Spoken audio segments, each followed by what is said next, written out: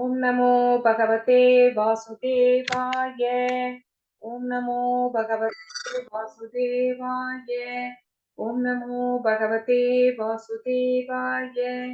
ओम अज्ञानतिमिरान्धस्य ज्ञानाञ्जनशलाकया चक्षुरुन्मीलितं येन तस्मै श्रीगुरवे नमः। नमो विष्णुपदाय कृष्णप्रसाय भूतले श्रीमते भक्तिवेदान्त स्वामिनिधि नामिने।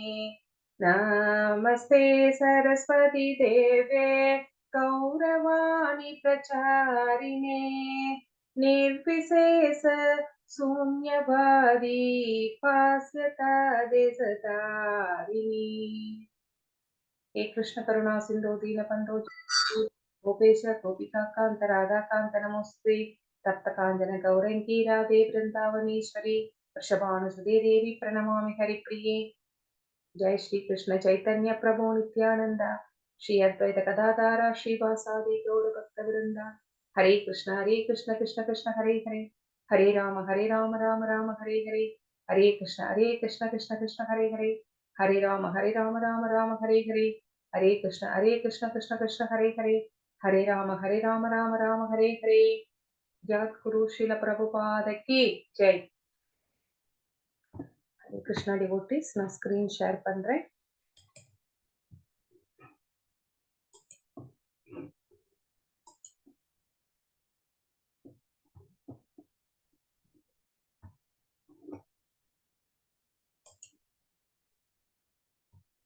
हरे कृष्णा कृष्ण हरे कृष्णा कृष्ण कृष्ण हरे हरे हरे राम राम राम हरे हरे।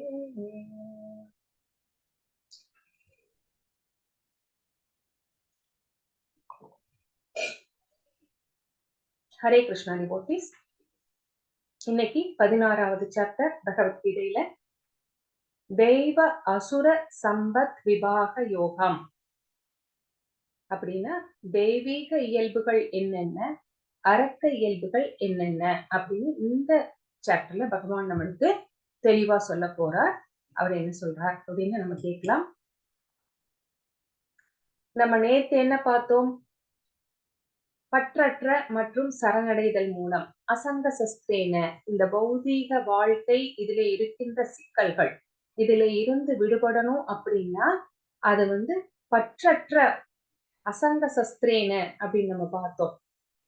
ஒரு அந்த பற்று இல்லாத ஒரு வாழ்க்கையினாலும் பகவானை சரணடைவதன் மூலமாகவும் இந்த பௌதீக சிக்கல்கள்ல இருந்து வெளிவரலாம் அப்படிங்கிறத பகவான் சொன்னார்.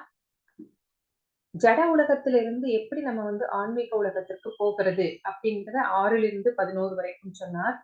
இந்த உலகில யார் நம்மளை எல்லாம் பராமரிக்கிறவர்களாக இருக்கிறார்கள் அப்படிங்கிற விஷயத்தையும் பகவான் நமக்கு போதித்தார். வேதாந்தங்கள் மற்றும் வேதங்களின் சுருக்கம் இது என்ன அப்படிங்கறத 16லிருந்து 20 வரைக்கும் நம்ம பார்த்தோம். இன்னைக்கு நம்ம என்ன பார்க்க போறோம்?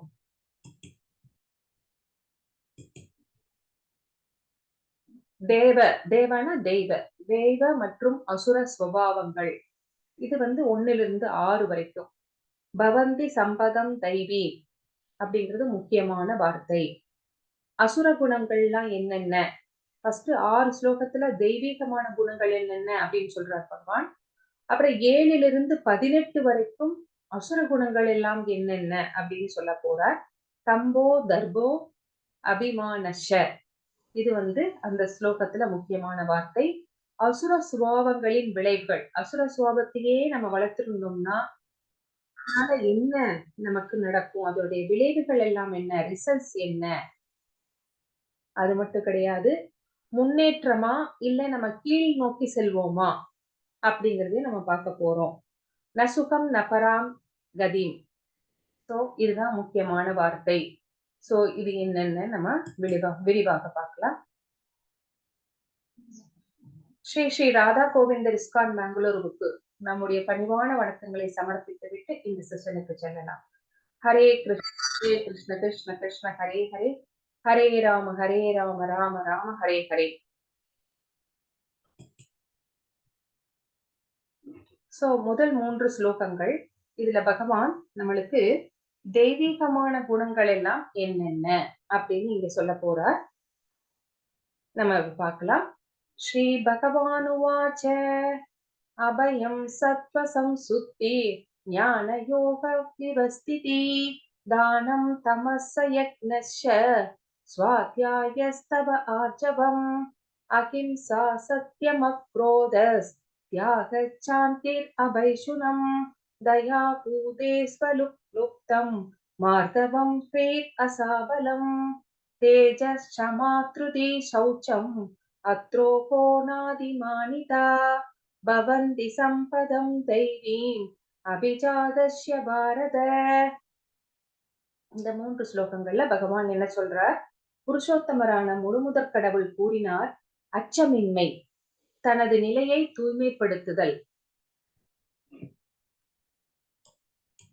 ஆன்மீக ஞானத்தை விருத்தி செய்து கொள்ளுதல், தானம், சுய கட்டுப்பாடு, யாகம் செய்தல், கற்றல், தவம், எளிமை, அகிம்சை, வாய்மை, கோபத்திலிருந்து விடுபட்ட தன்மை, துறவு, சாந்தி, குற்றம் காண்பதில் விருப்பமின்மை, எல்லா உயிர்களின் கருணை, பேராசையிலிருந்து விடுபட்ட தன்மை, கண்ணியம், வெட்கம், மன உறுதி, வீரம், மன்னிக்கும் தன்மை, தைரியம், தூய்மை, பொறாமையின்மை, மரியாதையை எதிர்பார்க்காமல் இருத்தல் ஆகியவை தெய்வீக குணங்கள் பரதனின் மைந்தனே. தெய்வீக இயல்புடைய உன்னதமான மனிதரை இந்த குணங்கள் எல்லாம் சார்ந்தவை அப்படின்னு இந்த 3 ஸ்லோகங்கள்ல தெய்வீகமான குணங்கள் எல்லாம் என்ன அப்படின்னு லிஸ்ட் போட்டு பகவான் நம்மளுக்கு சொல்லிட்டார். சோ தேவ பிரகிருதி, தேவ பிரகிருதி அப்படின்னா இந்த மேலே சொன்ன குணங்களை யாரெல்லாம் விருத்தி செய்து கொண்டு அந்த தெய்வீக இயல்பிலேயே இருக்கிறாங்களோ அவங்கெல்லாம் சத்துவ குணத்தில் இருப்பவர்கள். அப்போ அங்க ஆன்மீகத்துல விடுதலை பாதையை நோக்கி முன்னேறி செல்கிறார்கள். ஆனா ரஜஸ், தமஸ் இந்த குணங்கள்ல இருக்கிறவங்களுக்கு அந்த லிபரேஷன் அப்படிங்கிறது இல்ல. சோ ஒரு சன்னியாசியினுடைய முதல் தன்மை என்ன அப்படின்னா அச்சமின்மை. சோ அவர் கிரகஸ்தராய் இருந்து இப்போ குடும்பத்தை எல்லாம் திறந்து விட்டு 50 வயசுக்கு மேல காட்டுக்கு போறார் சந்நியாசம் வாங்கி கொண்டு. அப்படி இருக்கும்போது பயம் இருக்கக்கூடாது.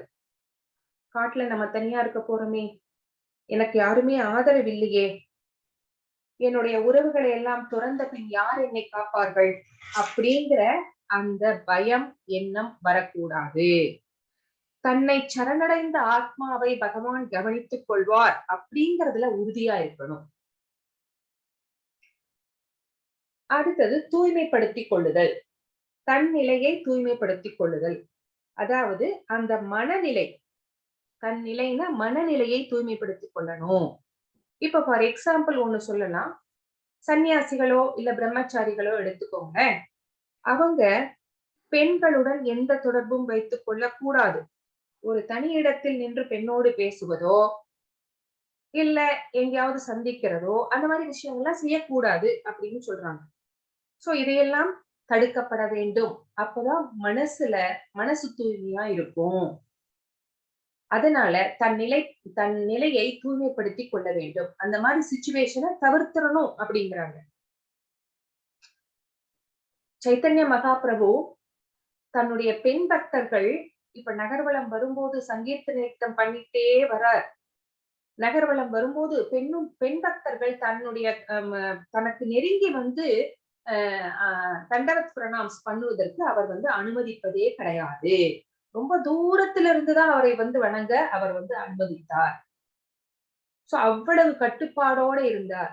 யார்? சைத்தன்ய மகாபிரபு சாட்சாத் கிருஷ்ண பரமாத்மா தான். சோ அவர் எப்படி வாழணும் அப்படிங்கறத வாழ்ந்து காமிச்சிட்டு போனார். சோ இது பெண்களை அவமதிப்பது கிடையாது. சன்னியாசிகளுக்கு என்று சட்டதிட்டங்கள் இருக்கிறது. அதை அவங்க கண்டிப்பா ஃபாலோ பண்ணிதான் ஆகணும்.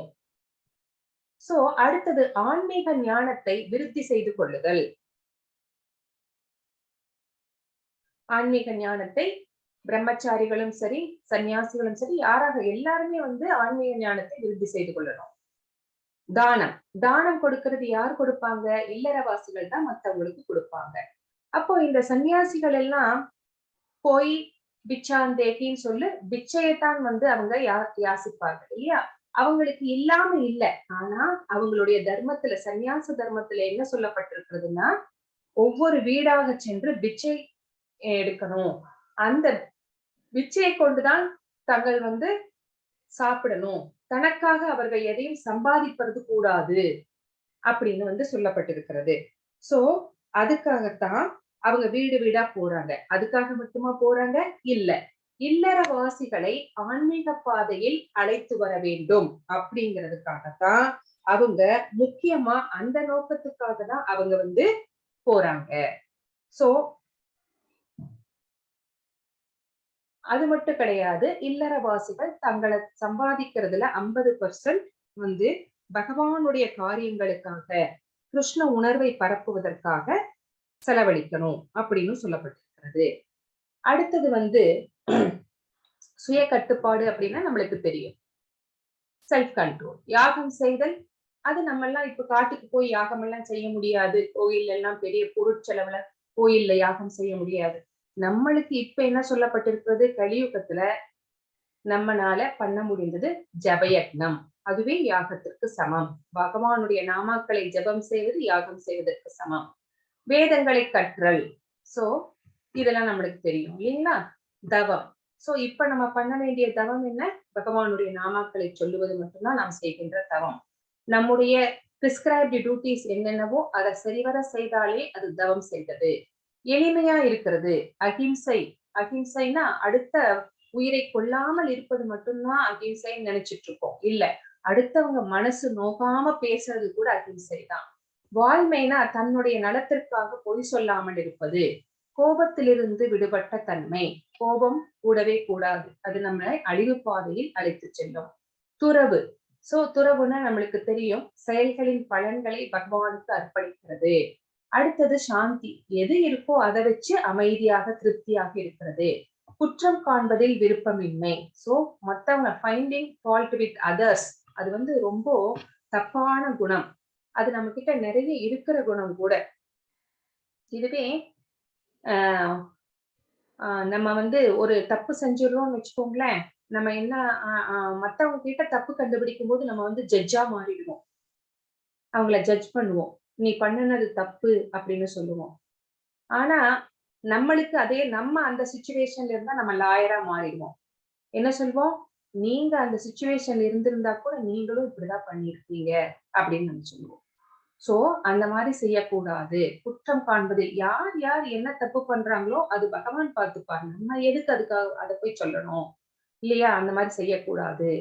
எல்லா உயிர்களின் மீதும் கருணை. சோ எல்லா அது புழு, பூச்சி, மரம், செடி, கொடி எதுவா இருந்தாலும் சரி. அதன் மீது கருணை இருக்கணும்.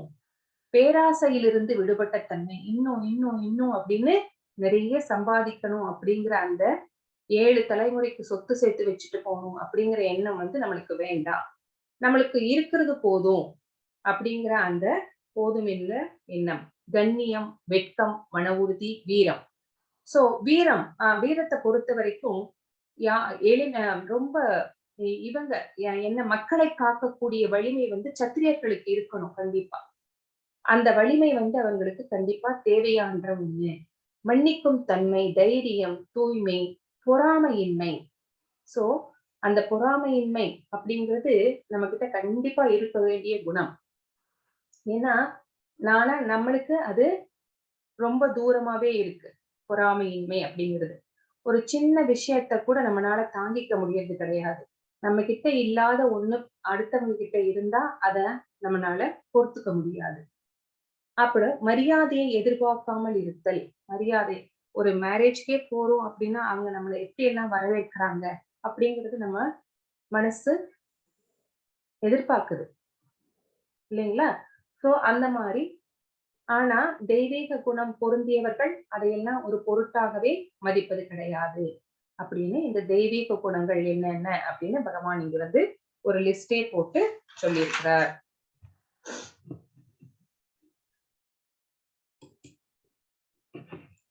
சோ தெய்வீக குணங்களை வளர்த்து கொண்டவர்கள் நிச்சயம் விடுதலை பாதையில் முன்னேறி செல்கிறார்கள். இப்போ பகவான் 4வது ஸ்லோகத்துல அசுர குணங்கள் எல்லாம் என்னென்ன அப்படின்னு ஆரம்பிச்சு சொல்ல போகிறார். தம்போ தர்போபிமானஸ்ய क्रोधपारुष्यम् एव च अज्ञानं साभिजातस्य पार्थ சம்பதம் ஆசுரீம். பிருத்தாவின் மகனே, தற்பெருமை, அகந்தை, வீண் அபிமானம், கோபம், கொடூரம், அறியாமை ஆகியவை அசுர இயல்பு உடையவர்களின் குணங்களாகும். சோ இதெல்லாம் என்னென்னு நம்மளுக்கே தெரியும் இல்லைங்களா? தற்பெருமை, அகந்தை, வீண் அபிமானம், கோபம், கொடூரம், அறியாமை. எப்படி ஒரு மதம் பிடிச்சிருச்சுன்னா ஆணைக்கு என்ன பண்றோங்கிறதே தெரியாதோ அதே மாதிரிதான் நம்ம கோபம் வந்தாலும் நம்ம நடந்துக்குவோம். அப்புறம் தற்பெருமை, நம்ம கிட்ட இல்லாத விஷயங்கள் இருக்குன்னு நினைச்சிட்டு தற்பெருமையோட ஒரு அகந்தையோட இருப்போம். சோ இது எல்லாமே அசுர குணம் நிறைந்தவர்களுடைய இயல்புகள். சோ உங்களுக்கு முதலே நம்ம இத பத்தி பேசணும். முதல்ல அசுரர்கள் வேற ஒரு லோகத்துல இருந்தாங்க, தேவர்கள் தேவலோகத்துல இருந்தாங்க. அதுக்கப்புறமா வந்த யுகத்துல 2 பேரும் ஒரே ஃபேமிலிக்குள்ள அப்படின்னு பார்த்தோம். கௌரவர்கள் குருவம்சத்தினர், பாண்டவர்களும் குருவம்சத்தினர். சோ கௌரவர்கள் அசுரத்தன்மையுடையவர்கள், பாண்டவர்கள் தெய்வீக இயல்பு உடையவர்கள். 2 பேரும் ஒரே குடும்பத்துக்குள்ள வந்துட்டாங்க. வேற வேற லோகத்துல இருந்தவங்க இப்போ ஒரே குடும்பத்துல வந்துட்டாங்க. இப்போ எங்க அவங்க அப்படின்னு கேட்டா அசுர குணமும் தெய்வ குணமும் ஒரு மனிதனுக்குள்ளேயே அடங்கி இருக்கிறது. நம்ம கிட்ட அசுர குணமும் இருக்குது, தெய்வீக குணமும் இருக்குது. நம்ம என்ன பண்ணணும் அப்படின்னா அசுர குணங்களை எல்லாம் நம்ம விட்டு விட்டு தெய்வீக குணங்களை விருத்தி செய்து கொள்வதில் நாம் பயிற்சி எடுத்துக் கொள்ள வேண்டும். அதுக்கு என்னென்னலாம் பண்ணணுமோ அந்த விஷயங்கள்ல நாம போக்கஸ் பண்ணி கத்துக்கணும். அசுர இயல்புகள் நரகத்திற்கு அழைத்து செல்லும் ராஜபாட்டை. நம்மளை எங்க கூட்டிட்டு போயிடும்? நரகத்திற்கு அழைத்து செல்லும். சோ நம்ம பிறர் தம்மை வழிபட வேண்டும். எப்படி இரண்யகசிபு பிரகலாத மகாராஜரை என்ன சொன்னார் அப்படின்றது நம்மளுக்கு தெரியும். நீ என்னை வழிபடு, நாராயணனை வழிபடக்கூடாது அப்படின்னு சொன்னார். சோ பிறர் தம்மை மதிக்க வேண்டும் அப்படிங்கிற எண்ணம் அவங்களுக்கு ஜாஸ்தி. அவங்க என்ன செய்யறாங்க, ஏது செய்யறாங்க அப்படின்னு அவங்களுக்கு தெரியாது. மனம் போன போக்கிலே அவர்கள் செயல்படுவார்கள். தன்னுடைய மகனாக இருந்தும் கொடூரமாக பிரகலாத மகாராஜனை கொல்வதற்காக நிறைய முயற்சிகள் செய்தார் இரண்யகசிபு. சோ அதான் அசுர குணத்துல என்ன செய்யணும் அப்படிங்கிறதே நம்மளுக்கு தெரியாது. ஒரு மதம் பிடித்த யானையை போல நடந்து கொள்வார்கள் அப்படிங்கிறது இங்க தெரியும்.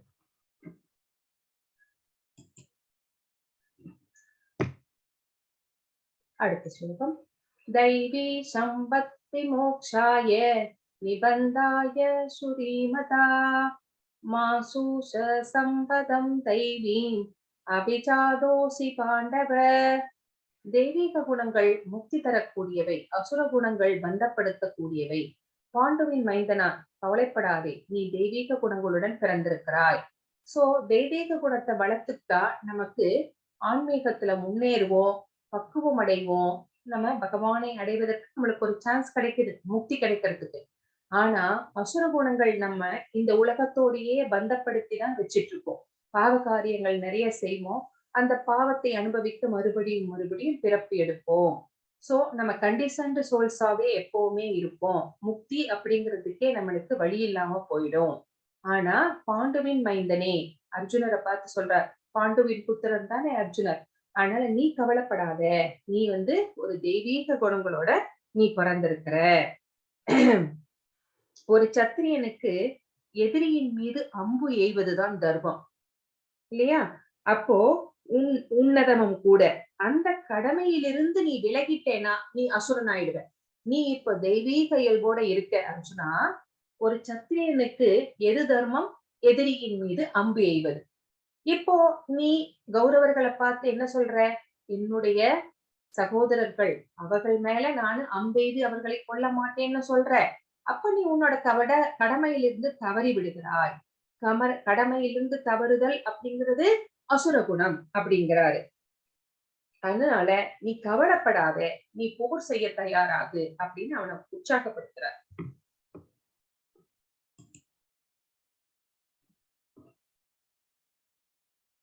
वौभूत सर्वलोके अस्मिन् दैव आसुर एव च दैवो विस्तरः सकोक्त ஆசூரம் பார்த்த மே ஸ்ருணு. பிருத்தாவின் மைந்தனே, இவ்வுலகில் உள்ள படைக்கப்பட்ட உயிர்வாளிகளில் தெய்வீகமானவர்கள் அசுரர்கள் என இரு வகையினர் உள்ளனர். தெய்வீக குணங்களைப் பற்றி ஏற்கனவே மிக விவரமாக உனக்கு கூறியுள்ளேன். இனி அசுரர்களின் குணங்களை என்னிடமிருந்து கேட்பாயாக. சோ இந்த உலகத்துல 2 டைப்ஸ் ஆஃப் பீப்புள் இருக்காங்க. ஒரு பிரிவினர் வந்து தெய்வீகமான இயல்புடையவர்கள், இன்னொரு பிரிவினர் வந்து அசுரர்கள். தெய்வீக குணங்களை பத்தி நான் ஏற்கனவே சொல்லிட்டேன். இப்ப நான் வந்து அசுர குணங்கள் பத்தி சொல்ல போறேன் கேளு அப்படிங்கிறாரு. அவன் அவன் என்ன பண்ணுவானா, தெய்வீக குணங்களுடன் பிறந்தவர்கள் முறையான வாழ்க்கை நெறிகளை பின்பற்றுகிறார்கள். சோ சாஸ்திரம் என்னெல்லாம் சொல்லி இருக்கோ அதையெல்லாம் அவங்க வந்து பின்பற்றுகிறார்கள். ஆனா அசுர குணங்களை உடையவர்கள் சாஸ்திரங்களை பின்பற்றாமல் அவர்கள் மனம் போன போக்கிலே நடக்கிறார்கள். இங்க பாருங்க, இவங்கெல்லாம் சாஸ்திரங்களை பின்பற்றுகிறவர்கள், இவங்கெல்லாம் சாஸ்திரங்களை பின்பற்றாதவர்கள். அப்போ இவங்கெல்லாம் தெய்வீக குணம் உடையவர்கள், இவங்கெல்லாம் அசுர குணம் உடையவர்கள் அப்படின்னு நமக்கு தெரியா தெரியுது. சோ என்னெல்லாம் நம்ம சாஸ்திரம் விகர்மான்னு சொல்லுதோ அதையெல்லாம் செய்கின்றவர்கள் அசுரர்கள். 7வது ஸ்லோகம். प्रवृत्तिं च निवृत्तिं च जनान विदुरासुरा न सौषं नाभिसासारो न सत्यं तेषु विद्यते. அசுரத்தன்மையுடையவர்கள் என்ன செய்ய வேண்டும் என்றும் என்ன செய்யக்கூடாது என்றும் அறிவதில்லை. தூய்மையோ முறையான நடத்தையோ வாய்மையோ அவர்களில் காணப்படுவதில்லை. இந்த பிக்சரை பாருங்க, உங்களுக்கு தெரியும். சோ அசுரத்தன்மை உடையவர்கள் அகத்திலோ புறத்திலோ தூய்மை இல்லாதவர்கள். அவங்க குளிக்கிறது கூட கிடையாது, பல் கூட தேய்க்கிறது கிடையாது, ட்ரெஸ்ஸ கூட மாத்தாம அழுக்கு ட்ரெஸ்ஸோடயே இருப்பாங்க. சோ ஆடைகளை மாற்றுவதும் கூட கிடையாது. அப்போ புற தூய்மையே இல்லாதவர்களுடைய மனசு எப்படி இருக்கும்? அதுவும் கலங்கப்பட்டுதான் இருக்கும். அவங்க போய் உங்களுடைய மனசை தூய்மைப்படுத்திக்கிறதுக்கு புனித நாமங்களை ஜபிக்கணும் அப்படின்னு நம்ம சொன்னா அவங்க பின்பற்றுவார்களா? பின்பற்ற மாட்டார்கள். அப்போ இந்த மாதிரி இருக்கிறவர்கள்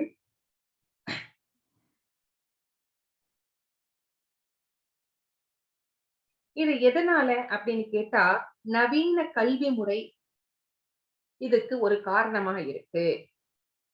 நவீன கல்வி முறையில என்ன சொல்றாங்க? ஆண்களும் பெண்களும் சமம் அப்படின்னு சொல்றாங்க.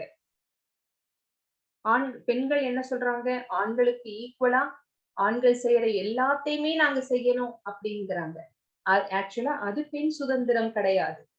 ஆக்சுவலான பெண் சுதந்திரம் அப்படிங்கிறது வேற. ஆண்கள் செய்கின்ற செயல்களை எல்லாம் நானும் செய்வேன் அப்படிங்கிறது பெண் சுதந்திரமே இல்ல. சோ எதுல நம்ம சுதந்திரம் எடுத்துக்கணுமோ அதுலதான் நம்ம சுதந்திரம் எடுத்துக்கணும். ஏன்னா பெண்கள் சீக்கிரமா உணர்ச்சி வசப்படக்கூடியவர்கள். யாராவது கஷ்டப்பட்டா ரொம்ப இரக்கப்பட்டுடுவாங்க. ஆனா இந்த கலியுகம் எப்படி இருக்கிறது?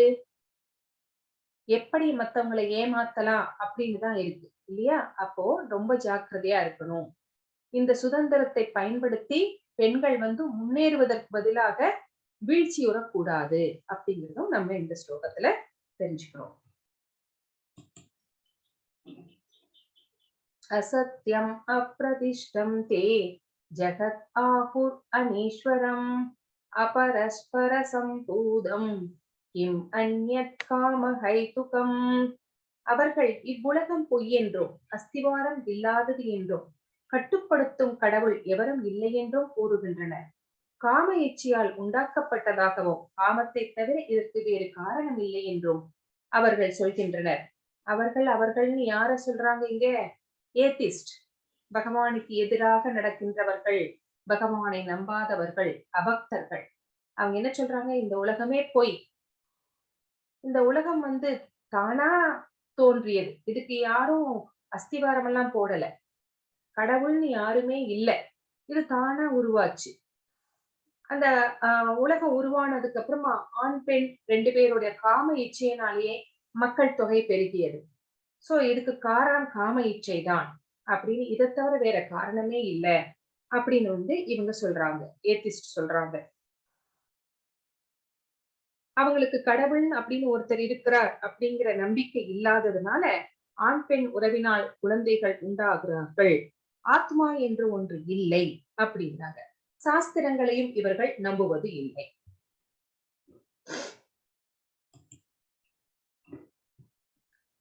ஏதாம் திருஷ்டிம் அவஸ்தப்ய நஷ்டாத்மானோபபுத்தய பிரபவந்தயுக்ர கர்மான சயாயே ஜகதோகிதா. அத்தகு முடிவுகளை பின்பற்றி அறிவில்லாதவர்களும் தம்மை இழந்தவர்களுமான அசுரர்கள் உலகத்தை அழிப்பதற்கான பலனற்ற கொடூரமான செயல்களில் ஈடுபடுகின்றனர்.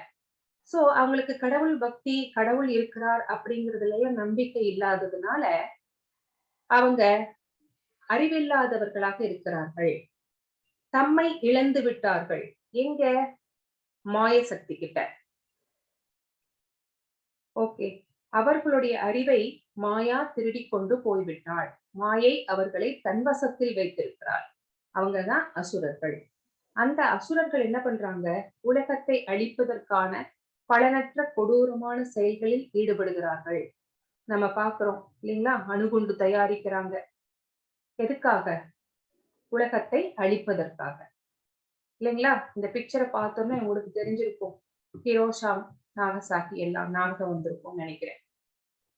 சோ இவர்கள் உலகத்தை அழிவு பாதைக்கு இட்டு செல்கிறார்கள். ஏதாவது ஒண்ண கண்டுபிடிச்சுட்டே இருக்கிறாங்க. எதுக்காக? தங்களுடைய புலன் நுகர்விற்காக. இந்த மாதிரி அவங்க செய்யறதுனால உலகத்துல அமைதி கெடுகிறது. ஒரே ஒரு நிமிஷம்.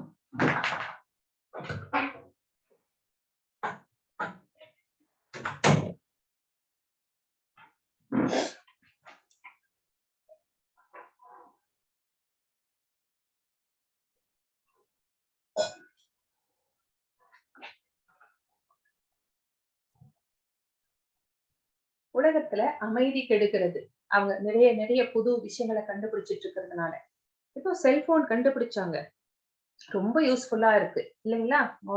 கம்யூனிகேஷன் எங்க வேணா, யார்கிட்ட வேணா, எந்த நிமிஷம் வேணா பேசலாம். எந்த கான்டினென்ட்ல இருந்தாலும் நொடியில அவங்களோட தொடர்பு வச்சுக்க முடியும். தொடர்பு கொள்ள முடியுது. அதே சமயத்துல பட்டன் போன் இருந்த வரைக்கும் ஓகே. அப்புறம் அதுலயே ஒரு கேமராவை வச்சாங்க. இப்ப வீடியோ எடுக்க ஆரம்பிச்சாங்க. அதுல இருந்து போட்டோஸ் எல்லாம், வீடியோஸ் எல்லாம் எடுக்க ஆரம்பிச்சாங்க. அப்போ ஒரு ஆக்சிடென்ட் நடந்தா கூட அந்த ஆக்சிடென்ட் அவன் படம் பிடிச்சு அவன் வந்து அப்லோட் பண்ணணும். அதுல அப்லோட் பண்ணலாம், இதுல அப்லோட் பண்ணலாம் தான் நான் பார்க்கிறேன். இல்லையே அவனை காப்பாத்தணும் அப்படின்னு நினைக்கிறது கிடையாது. சோ இது அழிவு பாதைக்கு தானே நம்ம இட்டு செல்கிறது. அதுதான் புலன் நுகர்விற்காக ஏதாவது ஒன்னை கண்டுபிடிச்சுட்டே இருக்காங்க. அது நம்மை அழிவு பாதைக்கு இட்டு செல்கிறது. நம்மளுடைய அமைதி கெடுகிறது. மக்கள் கொஞ்சம் கொஞ்சமா அவர்களுடைய கருணை, காருண்யம் இதெல்லாம் இழந்து கொடுமையானவர்களாக மாறிக்கொண்டே வருகிறார்கள். அப்போ மிருகங்களுக்கும் கொடுமை செய்பவர்களாக இருக்கிறார்கள். மிருகங்களை எப்படியெல்லாம் துன்புறுத்துறாங்க இல்லைங்களா? அப்புறம் அணு ஆயுதங்களை கண்டுபிடிக்கிறார்கள். அந்த அணு ஆயுதங்கள் உலகத்திற்கு எந்த நேரத்திலும் அழிவை உண்டாக்கக்கூடும். அப்போ ஏன் இதெல்லாம் நடக்குது அப்படின்னா, இறை உணர்வு இல்லாததுனாலேயே இந்த மாதிரியான விஷயங்கள் எல்லாம் நடக்கிறது அப்படின்னு நம்ம இங்க புரிஞ்சுக்கிறோம்.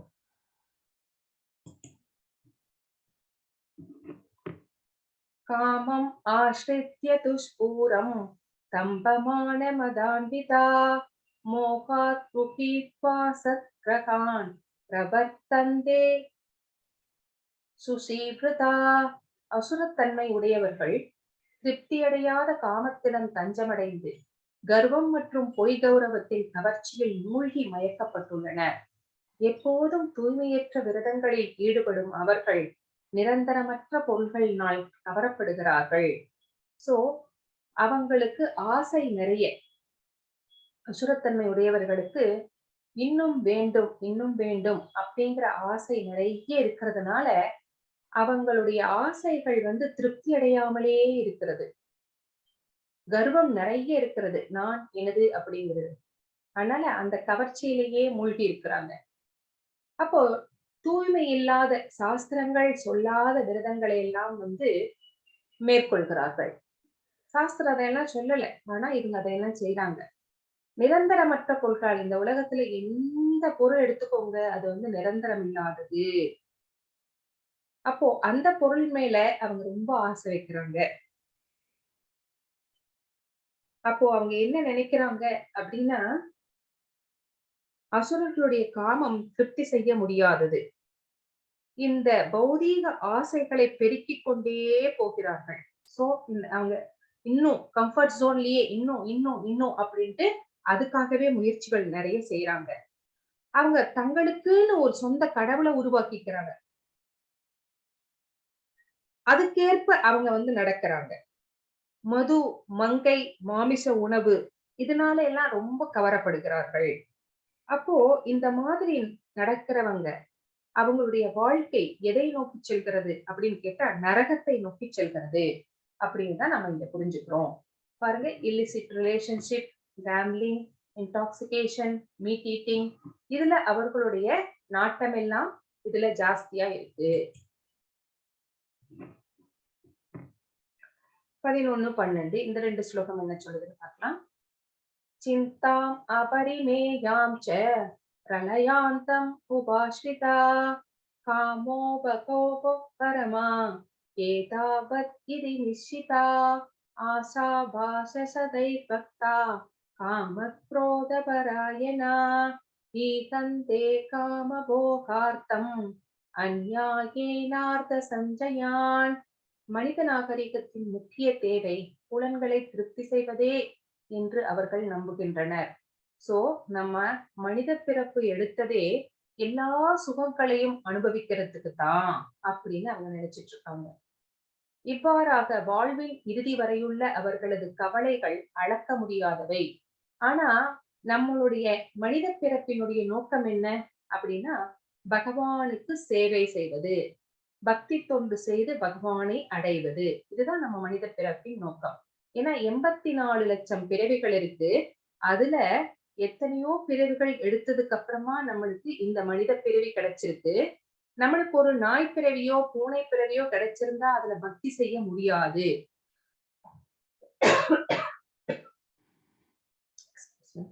பக்தி செய்ய முடிஞ்ச ஒரே ஒரு பிறவி எது அப்படின்னா மனித பிறவி. சோ பகவானை அடைவதுதான் நம்மளுடைய இலக்காக இருக்கணும். ஆனா பகவானை திருப்தி செய்யறதை விட்டுட்டு நம்ம நம்முடைய புலன்களையே திருப்தி செய்து கொண்டு இருக்கிறோம். இவ்வாறாக வாழ்வின் இறுதி வரையுள்ள அவர்களது கவலைகள் அளக்க முடியாதவை. ஆனா நம்மளால திருப்தி செய்ய முடிஞ்சுதா அப்படின்னு கேட்டா இல்ல. நம்மளுக்கு ஆசைகள் நிறைய, நம்மளுக்கு நிறைவேறாத ஆசைகள் தான் நிறைய இருக்கு. சோ ஆசைகள் என்னும் நூற்றுக்கணக்கான கயிறுகளால் பந்தப்படுத்தப்பட்டு காமத்திலும் கோபத்திலும் மூழ்கி அவர்கள் புலன் நுகர்ச்சிக்காக அநியாயமான வழிகளில் செல்வத்தை சேகரிக்கின்றன. சோ இதுல யாரு ரொம்ப ஜாஸ்தியா ரொம்ப அதுலயே மூழ்கி கிடக்குறாங்களோ அவங்க என்ன பண்றாங்க அப்படின்னா, அது கிடைக்காதப்போ ரொம்ப ஆசைப்படுறாங்க. அது கிடைக்காதப்போ அவங்க என்ன பண்றாங்கன்னா, எந்த அநியாயமான வழிகளாக இருந்தாலும் சரி, எப்படியாவது எந்த வழியிலாவது நான் அதை அடைந்தே தீர வேண்டும் அப்படின்னு நினைச்சிட்டு செல்வத்தை சேகரிக்கும் முயற்சியில அவர்கள் ஈடுபடுகிறார்கள். சோ ஸ்ரீல பிரபுபாதர் என்ன சொல்றார் அப்படின்னா, நமக்கு மரண நேரம் வந்துவிட்டால் இந்த பூமியில ஒரு நொடி பொழுது கூட இருக்க முடியாது. சரிங்களா? சோ அப்போ நம்ம இந்த விஷயங்களுக்காக நம்ம சேகரிக்கிற இந்த செல்வங்களை எல்லாம் என்ன பண்றது? நிறைய சேர்த்தாச்சு, நம்மளுக்கு மரணம் வந்துருச்சு அப்படின்னா இதெல்லாம் வேஸ்ட் தானே.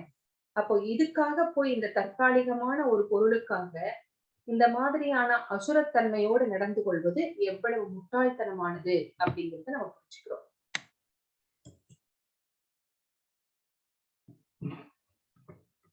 பதிமூணாவது ஸ்லோகம்.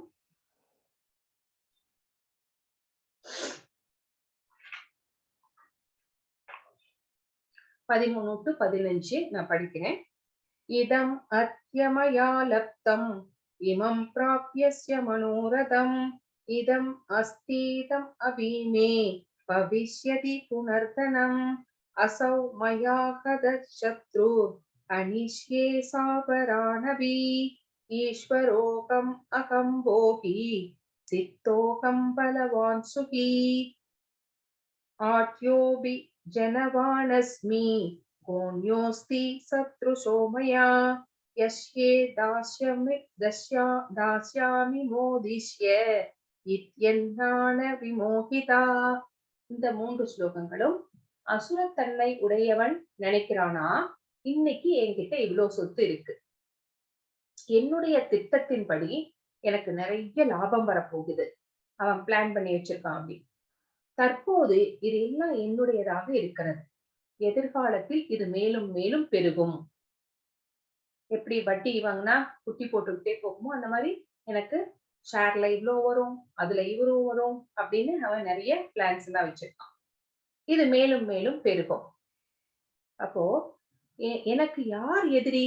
ஓ, அவன் தான் எதிரி. அப்போ அவனை கொன்னுட்டேன் அப்படின்னா எனக்கு என்னுடைய எல்லா எதிரிகளுமே கொல்லப்பட்டு விடுவார்கள், எனக்கு யாருமே எதிரிகளே இருக்க மாட்டாங்க. அப்போ நானே இறைவன், அவனே கடவுள்னு சொல்லிக்கிறான்.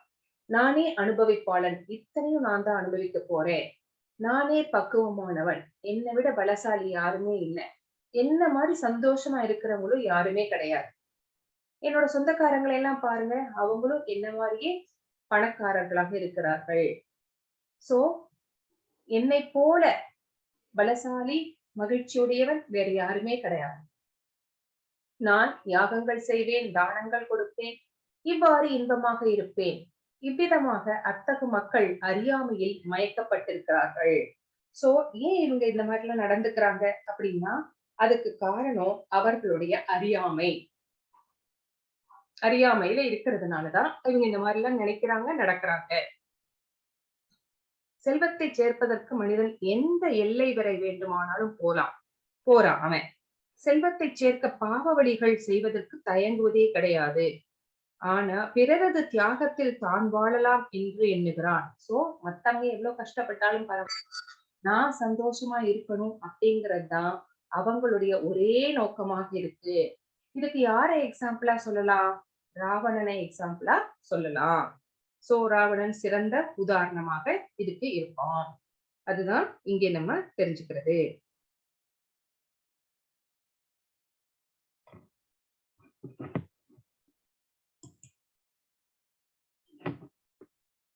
अनेक सिक्त विप्रांता मोगजाल समावृता प्रसक्ता कामभोगेषु वदन्ति नरकेषु च. இவ்வாறு அநேக கவலைகளால் குழப்பமுற்று மோகத்தின் வலையினால் சூழப்பட்டுள்ள அவர்கள் புலனின்பத்தில் பலமான பற்றுடையவர்களாகி நரகத்தில் வீழ்ச்சியுறுகின்றனர். சோ இவங்களுக்கு அநேக கவலைகள், நிறைய முயற்சிகள் செய்யறாங்க, சில முயற்சிகள் வெற்றியை தருகிறது, அநேக முயற்சிகள் தோல்வியை தருகிறது. சோ அவங்க கவலைகளால் சூழப்படுகிறார்கள். சோ இது நடக்கலையே அப்படிங்கிற ஏக்கம், கோபம், கவலை. அதனால அவங்க என்ன ஆகுறாங்க அப்படின்னா, பற்று ஜாஸ்தி ஆனதுனால அவங்க கடைசியில நரகத்துலதான் வீழ்ச்சி உறுகிறார்கள், நரகத்திற்கு செல்கிறார்கள் அப்படின்னு இங்க சொல்லப்பட்டிருக்கிறது. 17வது ஸ்லோகம். ஆத்ம சம்பவிதா ஸ்தப்தா தனமான மதான்விதா யஜந்தே நாம யக்னைஸ்தே தம்பேனா விதி பூர்வகம். செல்வத்தாலும் பொய் கௌரவத்தாலும் மயக்கப்பட்டு தன்னில் திருப்தியுற்று எப்போதும் திமிருடன் விளங்கும் இவர்கள் சில சமயங்களில் எந்த சட்ட திட்டத்தையும் பின்பற்றாமல் பெயரளவில் கர்வத்துடன் யாகங்களை செய்கின்றனர். சோ இவங்க எதால மயக்கப்பட்டிருக்கிறாங்க?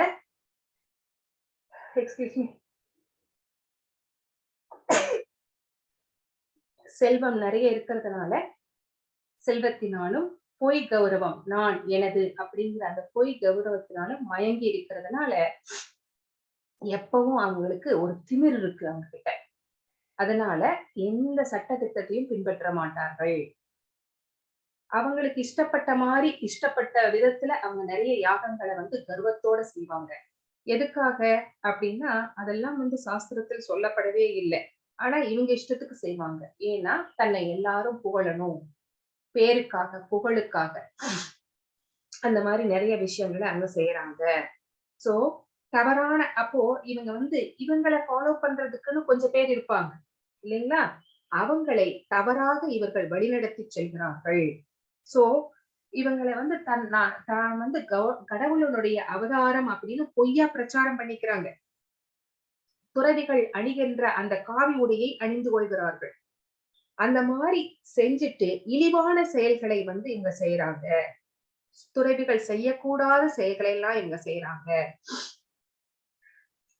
சோ இதையெல்லாம் அஞ்ஞானம், அவங்களுடைய அறிவின்மை. எதனால இந்த அறிவின்மை? மாயை தான் அதுக்கு காரணம். சோ இந்த மாதிரியான செயல்களை செய்வதற்கு அப்படின்னு நம்ம பார்க்கிறோம்.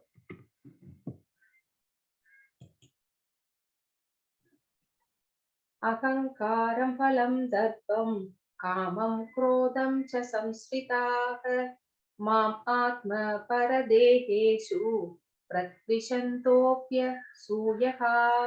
அகங்காரம், பலம், தற்பெருமை, காமம் மற்றும் கோபத்தில் மயங்கியுள்ள அசுரர்கள் தங்களது சொந்த உடல்களிலும் பிறருடைய உடல்களிலும் வீற்றுள்ள பரமபுருஷ பகவானிடம் பொறாமை கொண்டு உண்மை மதத்தினை நிந்திக்கின்றனர். இங்க மதம் அப்படிங்கிறது தர்மம். சோ அவங்க உண்மையான தர்மத்தை ஃபாலோ பண்றது கிடையாது. சோ இந்த குணங்கள் இதெல்லாம் அசுரர்களுடைய குணங்கள். அகங்காரம், பலம், தற்பெருமை, காமம், கோபம்.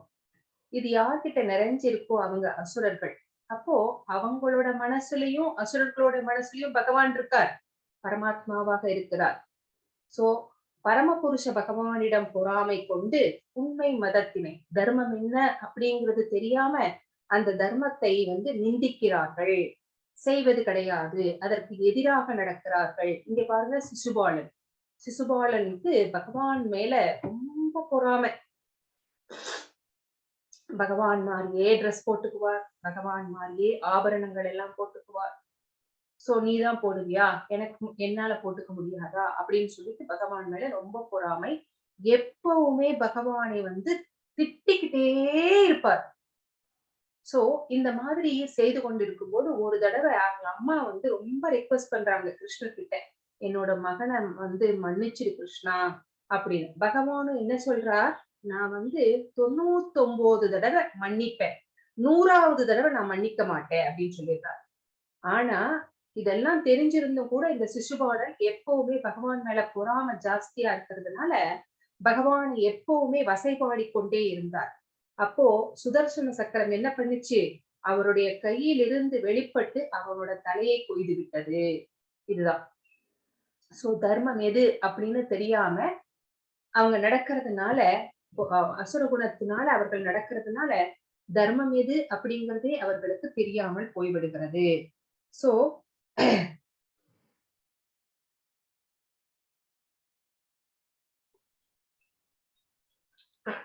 தனக்கு சமமானவன் யாருமே இல்லை அப்படின்னு தான் நினைக்கிறாங்க அசுரர்கள்.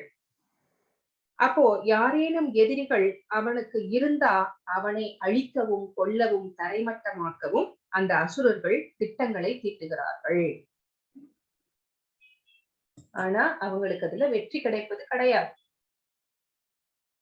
தானகம் விசத க்ரூரான் சம்சாரேஷு நராதமான் சிவாம் யஜஸ்ரம் அசுபான் ஆசூரீசவ் ஏவ யோனிஷோ. பொறாமையுடன் கருணையின்றி இருக்கும் இத்தகு கடைநிலை மனிதர்களை ஜடவாழ்வு என்னும் கடலில் பல்வேறு அசுர இனங்களுக்குள் நான் நிரந்தரமாக தள்ளுகிறேன். சோ இவர்களுடைய முடிவு என்ன அப்படின்னு நம்ம பாக்குறோம். பொறாமை ஜாஸ்தி, கருணை கொஞ்சம் கூட இல்லை. சோ இவங்க எப்படிப்பட்டவர்கள், கடைநிலை மனிதர்கள், மனிதர்களிலே கடைநிலையில இருக்கிறவங்க. இவங்க எங்க போறாங்க கடைசியில இறந்ததுக்கு அப்புறமா, அசுர இனங்களுக்குள் நான் நிரந்தரமாக தள்ளுகிறேன். அசுர இனங்கள் நம்ம அந்த கோலோக சாட்ல பார்த்தோம். கீழே உள்ள 7 உலகங்கள், மேல உள்ள 7 உலகங்கள், 14 உலகங்கள் பார்த்தோம் இல்லைங்களா? அதுல கீழே உள்ள உலகங்கள் எல்லாம் பாதாள உலகங்கள். சோ அந்த பாதாள உலகங்களுக்குள்ளதான் இவங்க பிறப்பெடுக்கிறாங்க. அந்த மாதிரி பாதாள உலகத்துக்குள்ளதான் நான் இவங்களை தள்ளுறேன். அசுரர்களாக. ஏன்னா அசுர குணம் தானே நிறைஞ்சிருக்கு இவங்களுக்கு. அதனால இவங்களை அங்கே அனுப்புகிறேன். அவர்களது அடுத்த பிறவி பகவானால் முடிவு செய்யப்படுகிறது. அசுரத்தன்மையினர் மீண்டும் மீண்டும் அசுரர்களின் கர்ப்பத்துக்குள்ளேயே வைக்கப்படுகிறார்கள். அப்பதான் அவங்க அசுரர்களுக்குள்ளேயே பிறக்கிறாங்க. சோ அதனால நான் அவங்க அசுர இனத்தில் தள்ளுகிறேன் அப்படின்னு இங்க பகவான் சொல்றார். ஆசூரிம் யோனிமா பண்ணா மூடா ஜன்மணி ஜன்மணி மாம் அப்ராயைவ கௌந்தேய ததோ யாந்தத மாம் கதீம்.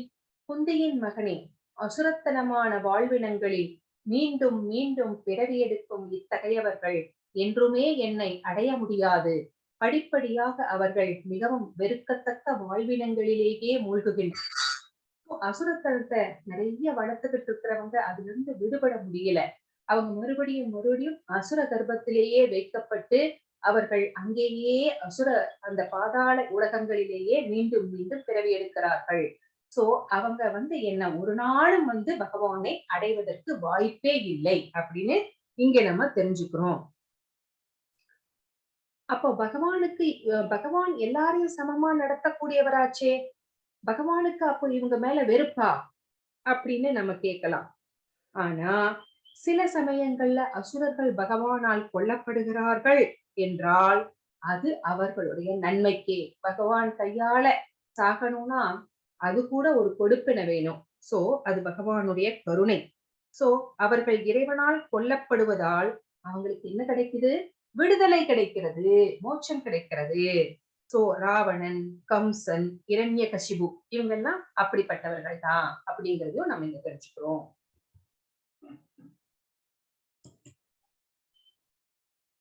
திரிவிதம் நரகஸ்யேதம் வாரம் நாசனம் ஆத்மனக காமக்ரோதஸ்ததா லோபஸ் தஸ்மாத் ஏதத் த்ரயம் ஜயேத். த்ரயம் யஜேத். காமம், கோபம், பேராசை ஆகியவை நரகத்திற்கு கொண்டு செல்லும் 3 கதவுகள். இவை ஆத்மாவை அழிவு பாதையில் நடத்துவதால் ஒவ்வொரு அறிவுள்ள மனிதனும் இவற்றை துறக்க வேண்டும். சோ காமம் அப்படின்னா ஆசை, கோபம், பேராசை இதெல்லாம் நம்மளுக்கு தெரியும். இது 3மே நரகத்திற்கு தான் கொண்டு செல்கின்ற 3 கதவுகள், நரகத்தினுடைய 3 கதவுகள். அப்போ நம்மளுடைய ஆத்மாவை இது என்ன பண்ணும் அப்படின்னா அழிவு பாதையில தான் அழைச்சிட்டு போகும். அப்போ அறிவுள்ள ஒரு மனிதன் என்ன பண்ணிடணும்? கோபப்படாம, ரொம்ப ஆசைப்படாம, பேராசை இல்லாம, காமம் இல்லாம தன்னை பாதுகாத்து கொள்ள வேண்டும். இதுதான் இங்கே சொல்லப்பட்டிருக்கிறது. நரகத்திற்கு கொண்டு செல்லும் காமம், கோபம், பேராசை இது 3மே அசுர குணங்கள். சோ ஒருத்தனுக்கு தன்னுடைய காமம் திருப்தி அடையாத போது கோபம் வருகிறது, பேராசை கொள்கிறான் அவன். சோ இது எல்லாமே ஜடத்தலையில் நம்மை சிக்க வைத்துக் கொண்டு இருக்கிறது. அப்போ நம்ம கண்டிஷன்டு சோல்ஸா மாறி இங்கிருந்து லிபரேட் ஆகி போக முடியாம நம்ம மாட்டிக்கிறோம். சோ ஆகவே இந்த 3 விஷயத்தையும் நம்மளுடைய விரோதிகளாக நாம் கருத வேண்டும். அதுதான் இங்க விரோதிகளாக கருதுறது மட்டும் கிடையாது, இவங்களை துறந்து விட வேண்டும்.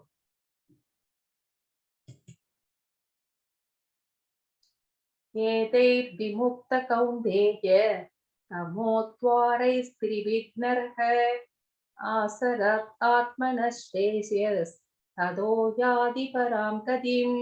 குந்தியின் மகனே, நரகத்தின் இந்த 3 கதவுகளிலிருந்து தப்பிய மனிதன் தன்னுணர்வுக்கு அனுகூலமான செயல்களை செய்து படிப்படியாக பரம இலக்கை அடைகிறான். யார் ஒருத்தர் அந்த கோபம், பேராசை, காமம் இத 3த்தையும் துறந்துட்டாங்களோ அவங்க அந்த மனிதன் அந்த நரகத்திலிருந்து தப்பிச்சிடுறான். தப்புனதுக்கு அப்புறமா என்ன பண்றார் அப்படின்னு கேட்டா தன்னுணர்வை அடைவதற்கு முயற்சி செய்கிறார். தன்னுணர்வுனா தான் யார்? நான் இந்த உடல் அல்ல, ஆத்மா. எனக்கும் பகவானுக்கும் என்ன தொடர்பு? நான் ஏன் இங்க வந்தேன்? என்னுடைய நோக்கம் என்ன? இந்த பிறப்பின் நோக்கம் என்ன? அப்படிங்கறதெல்லாம் ஆராய்ந்து அதை தெரிஞ்சுக்கணுங்கிறதுக்காக நிறைய செயல்களை செய்து பரம இலக்கை அடைகிறான். இங்க பாருங்க ஸ்டெப்பிங் ஸ்டோன்ஸ் என்னென்ன இருக்குன்னு இந்த பிக்சர்ல.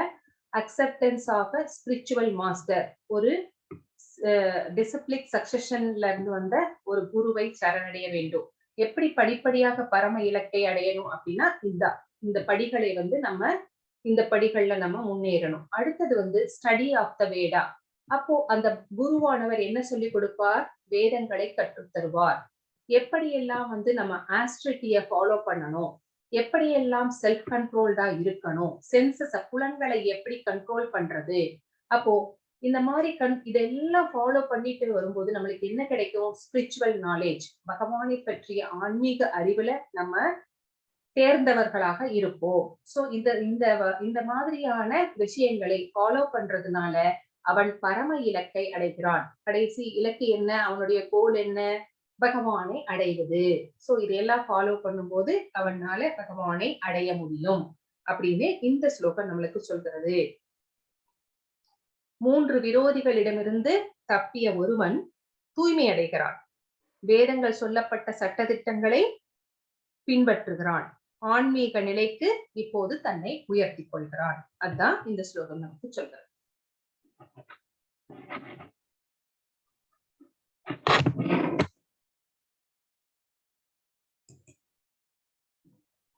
யசாஸ்திர விதிம் உஸ்ருஜ்ய வர்த்ததே காமகாரக ந ச சித்திம் அவாப்னோதி ந சுகம் ந பராம் கதிம். சாஸ்திர விதிகளை புறக்கணித்து தனது மனம் போன போக்கில் செயல்படுபவன் பக்குவத்தையோ சுகத்தையோ பரம இலக்கையோ அடைவதில்லை. சோ யாரெல்லாம் சாஸ்திரத்தை பின்பற்றுறாங்களோ அவங்களுக்கு ஆன்மீக பாதையிலே செல்வதற்கு பகவான் வழியை ஏற்படுத்தி கொடுக்கிறார். ஆனா யாரெல்லாம் சாஸ்திரத்திற்கு எதிராக நடக்கிறார்களோ அவர்களுக்கு ந சித்திம் ந ச சித்திம் ந சுகம் ந பராம். சோ அவங்களுக்கு பக்குவம் கிடையாதுன்னா இல்லைன்னு அர்த்தம். என்ன கிடையாது? பக்குவம் அடைய முடியாது. ந சுகம், சுகமே கிடையாது. ந பரா, பகவானை அடைய முடியாது. ந ச சித்திம் ந சுகம் ந பரா. சோ பகவானை, நம்மளுக்கு கதி யார்? பகவான். அவரை அடைவதற்கு வழி இல்லை அப்படின்னு இந்த ஸ்லோகம் நமக்கு சொல்லியிருக்கிறது. சாஸ்திரங்களை பின்பற்றாமல் மனம் போன போக்கில் செயல்பட்டால் பக்குவம் அடைய முடியாது. காமக்ராத, அறிந்தும் சட்டங்களை முறிப்பவன். தெரியும் ஆனா சட்டத்தை பின்பற்றுறது கிடையாது அப்படின்னு அர்த்தம். காமக்ராத, காமக்காரத அப்படின்னா. சோ இந்த மாதிரி வழிகள்ல செயல்படுகிறான். இத்தகையவர்கள் பரமபுருஷரால் புறக்கணிக்கப்படுகிறார்கள்.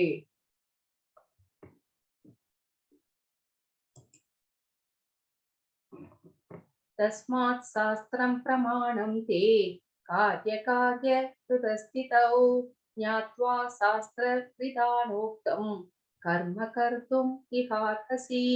எது கடமை என்றும் எது கடமையல்ல என்றும் சாஸ்திரங்களின் விதிகளால் ஒருவன் புரிந்து கொள்ள வேண்டும். படிப்படியாக ஏற்றம் பெறுவதற்கு இத்தகு சட்டதிட்டங்களை அவன் அறிந்து செயல்பட வேண்டும். சோ எது கடமை எது கடமை அல்ல, இது நம்ம பார்த்தோம். அர்ஜுனருக்கு போர் செய்வதுதான் கடமை. ஏன்னா அவர் ஒரு சத்திரியர். ஆனா அவர் என்ன சொன்னார்? நான் காட்டுக்கு போய் தவம் பண்றேன், போர் செய்ய மாட்டேன் அப்படின்னார். காட்டுக்கு போய் தவம் பண்ணுவது சன்னியாசியினுடைய கடமை. அப்போ ஒருவனுக்கு எது தன்னுடைய கடமை எது தன்னுடைய கடமை இல்லை அப்படின்றது தெளிவா தெரியணும். வேறொருத்தரோட கடமைய பர்ஃபெக்டா பண்றதை விட தன்னுடைய கடமையை செய்யும் போது ஒரு சில குறைகள் இருந்தாலும் பரவாயில்லை அப்படின்னு பகவான் சொல்றார். அப்போ சாஸ்திரம் என்ன சொல்லுதோ அவங்க கடமையை கரெக்டா செய், டூ யுவர் பிரிஸ்கிரைப்ட் டியூட்டிஸ் அப்படின்னு தான் சொல்றாரு பகவான். அதனால அவங்க கடமையை கரெக்டா புரிஞ்சு அதுபடி நடக்கணும், செயல்படணும். அப்போ படிப்படியாக ஏற்றம் பெறுவதற்கு இத்தகைய சட்டதிட்டங்களை அறிந்து அவன் செயல்பட வேண்டும். இப்போ மனிதர்கள் எப்படிப்பட்டவர்கள்? 4 குறைபாடு உடையவர்கள். என்னென்ன குறைபாடு அப்படின்னா, மனிதர்களுடைய புலன்கள் குறைபாடு உடைய புலன்கள். ஃபார் எக்ஸாம்பிள் சொல்லணும்னா, நம்மளுக்கு வயசாக கண் பார்வை மங்கிக் கொண்டே வருகிறது, காது கேட்பது குறைந்து கொண்டே வருகிறது. அப்போ நம்முடைய புலன்கள் எல்லாம் குறைபாடுடைய புலன்கள். நம்ம எப்படிப்பட்டவர்கள் அப்படின்னா, ஏமாற்றும் குணமுடையவர்கள், அப்புறம் தவறு செய்யும் இயல்புடையவர்கள், அப்புறம் நம்ம மாயைக்கு உட்பட்டவர்கள். மாயை நம்ம ஈஸியா வசியப்படுத்திடும்.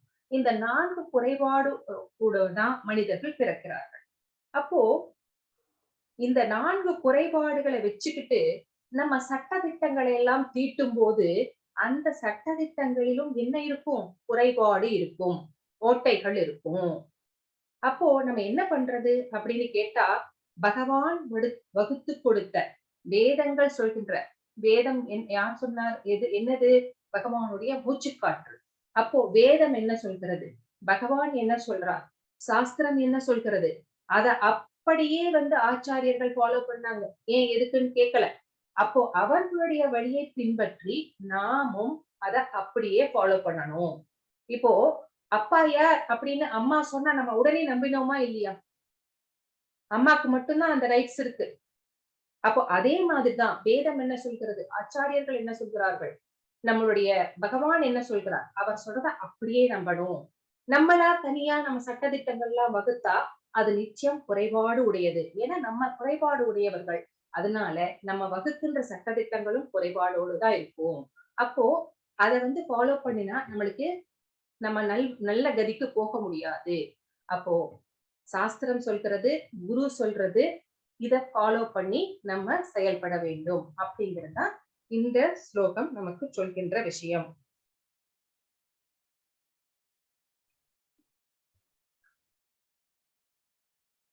ஏன்னா சாதுக்களும், ஆச்சாரியர்களும், மகாத்மாக்களும் அவங்க தங்களை இதையெல்லாம் ஃபாலோ பண்ணி சத்துவகுணத்திற்கு தங்களை உயர்த்தி கொண்டு அவங்க பகவான் கிட்ட போய் சேர்ந்தாங்க. அப்போ ஆன்மீக குருவை அணுகி அவர் வழிகாட்டியபடி நடந்து வாழ்க்கையை வெற்றிகரமானதாக ஆக்கிக் கொள்ளலாம். சோ நம்ம எப்படி வாழணும் அப்படிங்கறது கூட பகவான் வாழ்ந்து காட்டிட்டு போயிருக்கிறார்.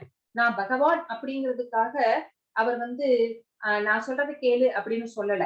இங்க பாருங்க, அவரும் ஒரு குருகுலத்துல ஒரு ஆச்சாரியர் கிட்ட தன்னுடைய ஒரு சாந்திபனி முனிவர் அப்படிங்கிறவர் இவர். அவர்கிட்ட போய் குருகுல கல்வி கற்றார். அப்போ அவர் நம்ம எப்படி வாழணும் அப்படிங்கிறதுக்கு எடுத்துக்காட்டாகவே இருக்கிறார். இல்லைங்களா? சோ அதனால அவரே வாழ்ந்து காட்டிட்டு போயிருக்கிறதுனால அவர் சொல்வது அத்தனையும் உண்மை. நம்முடைய மேன்மைக்காக தான் இதெல்லாமே சொல்லப்பட்டிருக்கிறது. அப்படிங்கிற நம்பிக்கையோட நம்மளுடைய வாழ்க்கை இதெல்லாம் பின்பற்றினா வெற்றிகரமானதாக அமைத்துக் கொள்ளலாம். சோ அந்த ரீகேப் தேவ மற்றும் அசுர சுவாபங்கள் என்னென்னு பார்த்தோம். அசுர குணங்கள் என்னென்னங்கிறதையும் நம்ம பார்த்தோம். அசுர சுவாபங்களை வளர்த்துக்கிட்டா நம்மளுக்கு முன்னேற்றமா இல்லை நம்மளுடைய ரிசல்ட்ஸ் என்னவாகும்? ந சுகம் ந பராம் ந கதி இல்லைங்களா? நம்மளுக்கு சுகம் இல்லை, பரமகதியை அடைய முடியாது அப்படிங்கிற விஷயங்களை நம்ம இந்த 16வது சாப்டர்ல நம்ம தெரிஞ்சுக்கிட்டோம். ஹரே கிருஷ்ணா மாதாஜி. ஹேமலதா மாதாஜி வந்திருக்கீங்களா?